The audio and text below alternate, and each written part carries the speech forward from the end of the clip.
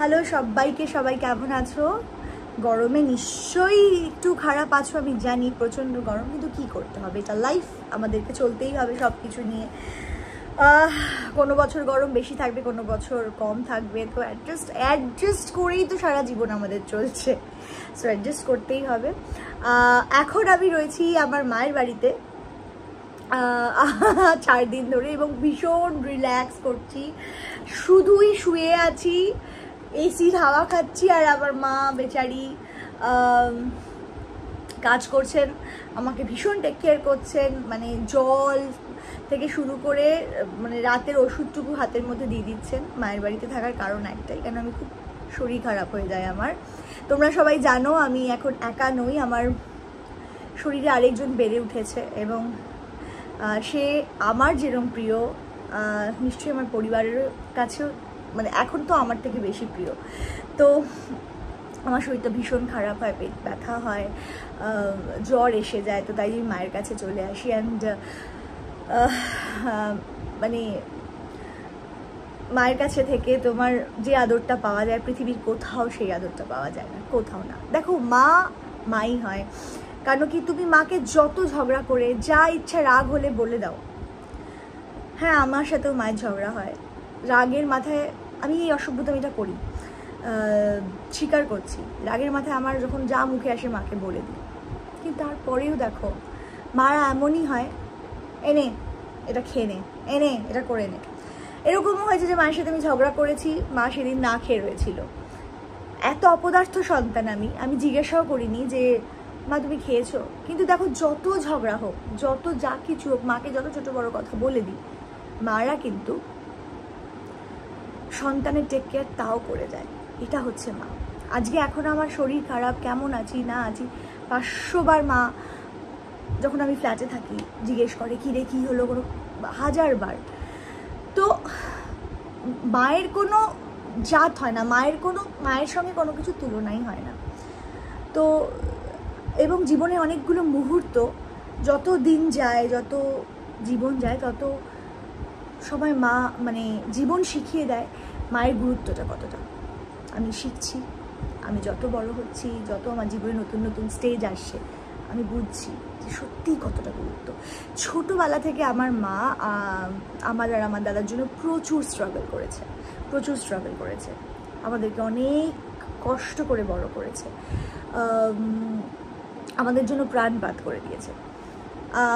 এখন আমার মায়ের নি রিপ্লেসমেন্ট হয়েছে, তোমরা জানো 3-4 মাস হয়ে গেছে, 5 মাস হয়ে গেছে আমার মায়ের নি রিপ্লেসমেন্ট হয়েছে।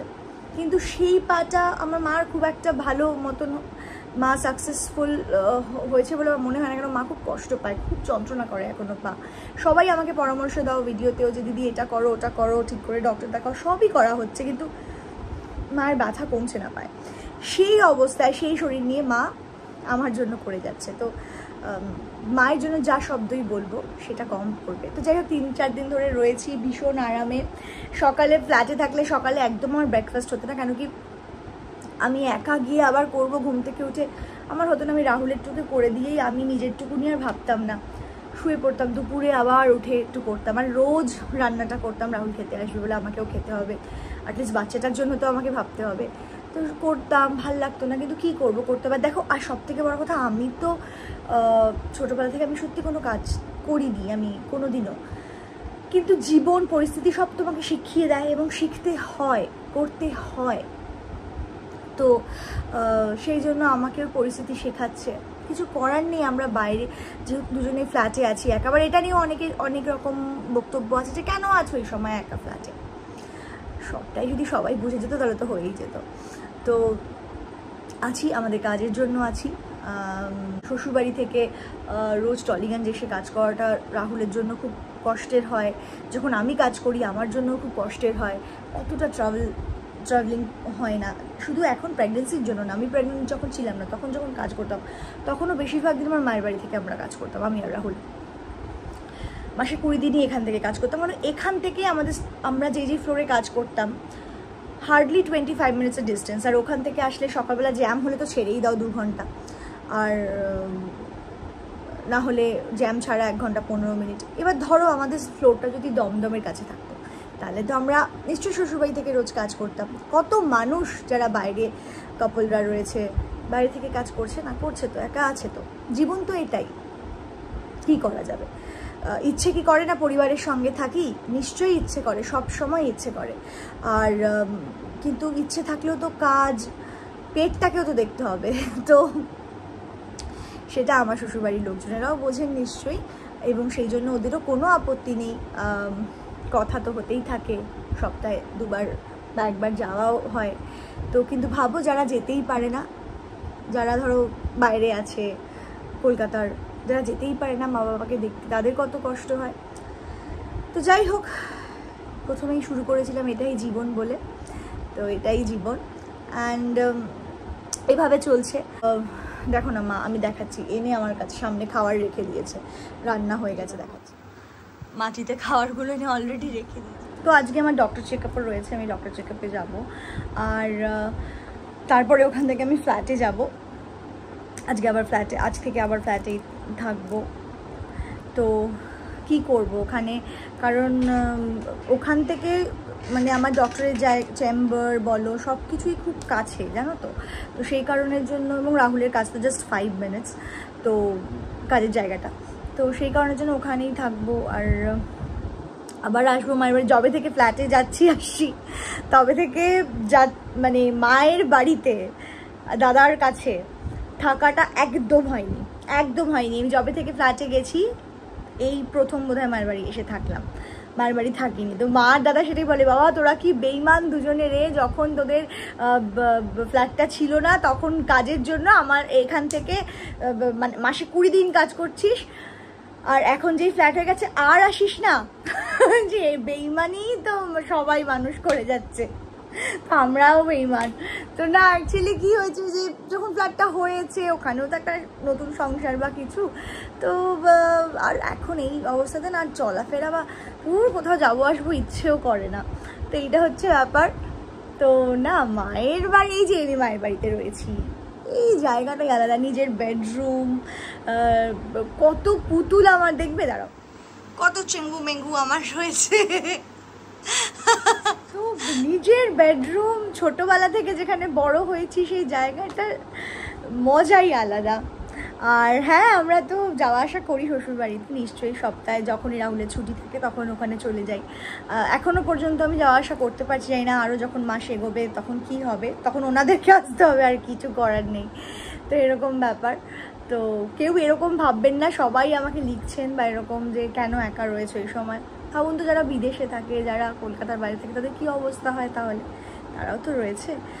অ্যাকচুয়ালি আর কিছুই না, দেখো আমার অসুবিধা বলতে যেটা, আমি তো ছোটোবেলা থেকে আমাকে সত্যি কোনোদিন কোনো কাজ করতে হয়নি, আর আমি তো রেগুলার নয় কাজের সাথে।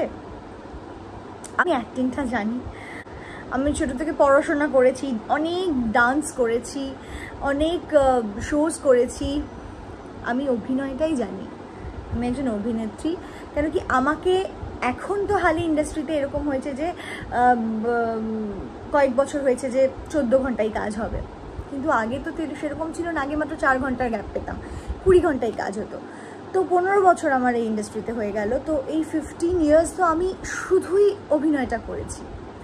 আর তার আগে আমাকে বাড়িতে আমি থেকেছি কতক্ষণ, তো আমার কাজ করার সুযোগ কখনো হয়নি। হ্যাঁ, খুব মানে 1-8 দিন বাড়িতে রয়েছি, মজা করে একটু রান্না করছি, শিখছি, সেগুলো আলাদা কথা, কিন্তু কখনোই কাজ করতে হয়নি, কাজের সাথে আমি অভ্যস্ত নই। তাই যখন একটা নতুন সংসার হয়েছে, আমি আর রাহুল, আর কেউ নেই, তো সেইখানটায় নিশ্চয়ই সবটা নিজেকে করতে হয়, এবং আমি অত পারদর্শী নই। তাই যখন অল্প কাজ করি আমি হাঁপিয়ে যাচ্ছি, বা কিন্তু আমি চেষ্টা তো করছি, কিন্তু আমি করছি তো। সকালে বরের ব্রেকফাস্ট, আমার তো নিজের ব্রেকফাস্টই হয় না, তাও এখানে এসে আমি রোজ টাইম টু টাইম খাওয়া দাওয়া করেছি, রোজ। তো আমার তো সকালে ব্রেকফাস্টই হতো না, আমি রাহুলেরটা করে দিয়ে নিজেরটা আর ইচ্ছেই করতো না। কিন্তু সবাই বকাবকি করছিল যে এ কী রে, শুধু চা বিস্কিট খেয়ে রয়েছিস, বাচ্চাটার মানে ওর দিকে তাকা, ব্রেকফাস্ট কর, একটু ফল খেয়ে নিতাম, তখন কলা খেয়ে নিতাম, এরকম একেবারে লাঞ্চ করতাম। তো এরমভাবেই চলছিল, কেন কি আর পেরে উঠছিলাম না, তবুও তো চেষ্টা করছি। মা যার ফলে রোজ খাবার পাঠিয়ে দিত, এরকম হচ্ছিল। তো যাই হোক, দেখি আগামী দিনগুলো এভাবে নিশ্চয়ই সুন্দর করেই কাটাবো। আপনাদের অ্যাডভাইস আমার ভীষণ প্রয়োজন, আপনারা আমাকে অবশ্যই অ্যাডভাইস দেবেন। আপনারা কেউ ভাববেন না কমেন্ট লিখে যে অ্যাডভাইসটা দিলাম, বাবা কিছু মনে করো না, বাবা ভয় লাগছে। কেন লাগবে ভয়? আপনাদের থেকে অ্যাডভাইস দেবো না তো কাদের থেকে নেবো? আপনারা তো আমার, যারা এই ব্যাপারটা, যারা মা হয়ে গেছেন, তারা তো এক্সপিরিয়েন্সড। আমরা প্রত্যেকে তো জন্মেই সব শিখে যায়নি, বড়রা আমাদেরকে শিখিয়েছে। তো আজকে এই যে জার্নিটা আমার কাছে একদম নতুন।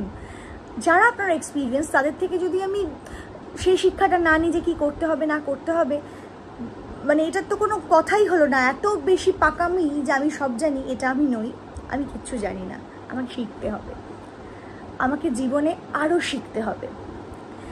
জীবনটা অনেক কঠিন, জানেন তো, জীবনটা অনেক, আমি যত জীবনে এগোচ্ছি তত বুঝতে পারছি জীবনটা সত্যি লড়াই করছি প্রত্যেক দিন, প্রত্যেকটা মুহূর্ত। তো শিখবো, আপনাদের থেকেই শিখবো জীবনে কতটা ভালো থাকা যায়, কিভাবে ভালো থাকা যায়। আপনারা আমাকে বলবেন কমেন্টসে কী করলে ভালো থাকবো। এবং আমার মতো যারা হবু মা হচ্ছে, তাদের জন্য তো এই টিপসগুলো লাগবে, তারাও নিশ্চয়ই কমেন্টসগুলো পড়ে আপনাদের। তো আপনারা আমাকে কমেন্ট করবেন।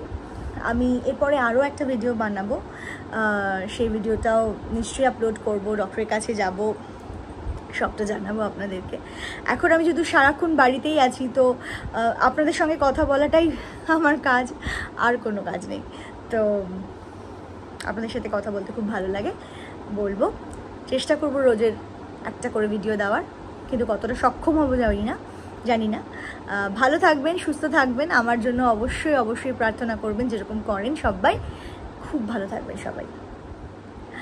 আর একটা কথা, অবশ্যই আপনারা আমার ইউটিউব চ্যানেলটা ফলো করবেন। আমার ফেসবুক পেজে যেখানে আপনারা দেখছেন, সেখানে আমার 5 লক্ষ বন্ধুরা রয়েছে। 5 লক্ষ বন্ধু আমার, হ্যাঁ, তাদের থেকে অ্যাডভাইস নেবো না তো কাদের থেকে অ্যাডভাইস নেব?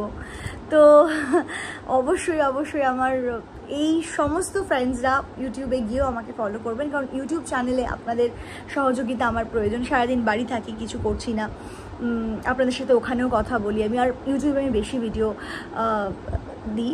তো আপনারা প্লিজ, অনেক ভিডিওস আছে যেগুলো আমি এখানে দিই না, তো সেগুলো আমি ইউটিউবেও দিই। তো প্লিজ ইউটিউব চ্যানেলটাকেও ফলো করবেন, আর ভালো থাকবেন, আমার সঙ্গে থাকবেন, আমার পাশে থাকবেন। Thank you.